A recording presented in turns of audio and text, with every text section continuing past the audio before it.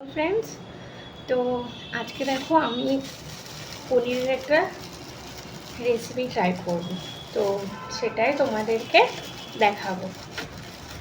তো আজকে আমি রান্না করব হচ্ছে ক্যাপসি পনির। তো সেটাই তোমাদেরকে দেখাবো যে আমি কিভাবে রান্না করি। যদি তোমাদের এই রেসিপিটা ভালো লাগে তোমরা আমার মতো করে করতে পারো। খুব বেশি উপকরণ লাগবে না, কিন্তু খুব কম উপকরণ দিয়েও খুব টেস্টি রান্না করা যায়। তো দেখো আমি পনিরগুলোকে টুকরো টুকরো করে কেটে নেব।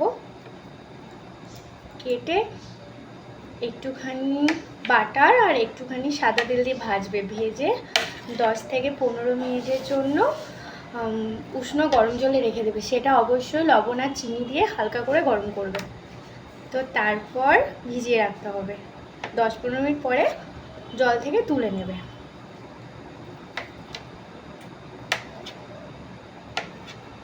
আমি পনিরগুলোকে আমার পছন্দ মতো কেটে নিচ্ছি।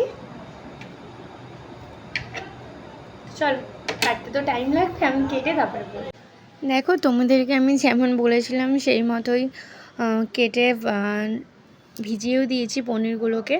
আর এইদিকে আমি নিয়েছি একটু আদা আর একটু কাঁচা লঙ্কা পেস্ট করে নিয়েছিলাম, আর একটুখানি মাখন আর সাদা তেল দিয়ে তার মধ্যে আদা আর কাঁচা লঙ্কার পেস্টটা দিয়ে দিয়েছি।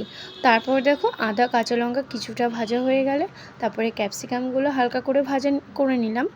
তারপর দিয়েছি কাজু বাদাম আর মগজ, চাল মগজ।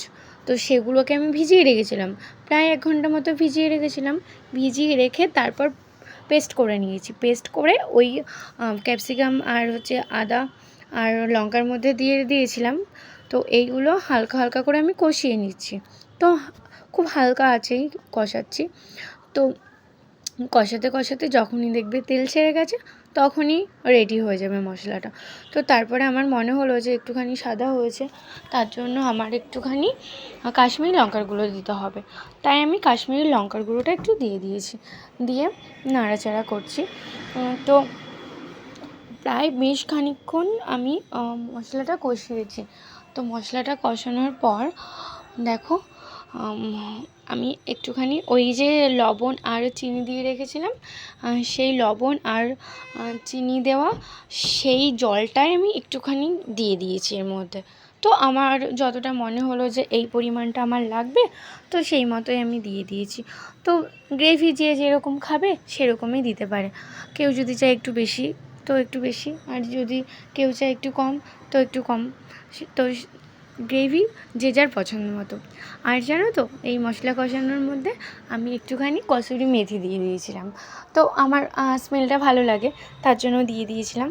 আর এইদিকে দেখো কসুরি মেথি আমি শুকনো খোলায় মানে করে নিচ্ছি, একটুখানি হালকা করে গরম করে নিচ্ছি, রোস্ট করে নিচ্ছি আর কি। রোস্ট করে এই গুঁড়োটা আমি পনিরের মধ্যে দেবো। তো দেখো আমার পনিরটা অলরেডি অনেকটাই হয়ে গেছে দেখো। আর দেখতে দেখো কত সুন্দর লাগছে। তো আর একটু হবে, আর একটু গাঢ় হবে, তারপরে আমি নামিয়ে নেব। তো দেখো এই রেসিপিটা আমাদের বাড়ির সবাই পছন্দ করে। কম উপকরণে খুব টেস্টি একটা খাবার, তার জন্য আমি এইভাবেই করি। তো তোমাদেরও ভালো লাগলে তোমরা ট্রাই করতেই পারো আমার মতন। তো দেখো হচ্ছে অনেকটাই হয়ে গেছে, আর হালকা সামান্য একটুখানি ফুটবে, তারপরে হয়ে যাবে।